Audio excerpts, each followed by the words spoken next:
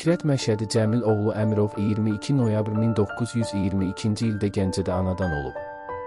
O, 1942-1943-cü illərdə Gəncə Filarmoniyasının və 1947-ci ildə Müslim Maqomayev adına Azərbaycan Dövlət Filarmoniyasının bədii rəhbəri, 1943-46-cı illərdə Gəncədə Uşaq Musiqi Məktəbinin direktoru, 1956-59-cu illərdə isə Azərbaycan Dövlət Akademik Opera və Balet Teatrının direktoru vəzifələrində çalışıb.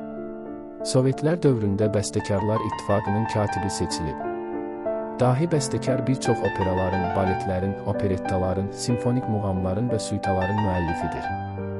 Səhnə musiqisi sahəsindəki fəaliyyətinə ürək çalanlar və gözün aydın operettaları ilə başlayan Fikrətin ən uğurlu əsərlərindən biri Simli Orkestr üçün yazdığı Nizami simfoniyasıdır.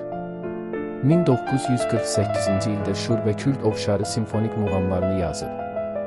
O, Nəsimi vokal-xoreografik poemasının, simfonik orkestr üçün Azərbaycan qravürlərinin, Gülüstan Bayatı Şiraz simfonik muğamının, Min Bir Gecə nağılları əsasında eyni adlı baletin müəllifidir. 1965-ci ildə bəstəkar Sri Xalq artisti və 1982-ci ilin mayında Sosialist əməyi qəhrəmanı adlarına layiq görülüb. Fikrət Məşədi Cəmil oğlu Əmirov 20 fevral 1984-cü ildə Bakıda vəfat edib. Fəxri Xiyabanda dəfn olunub.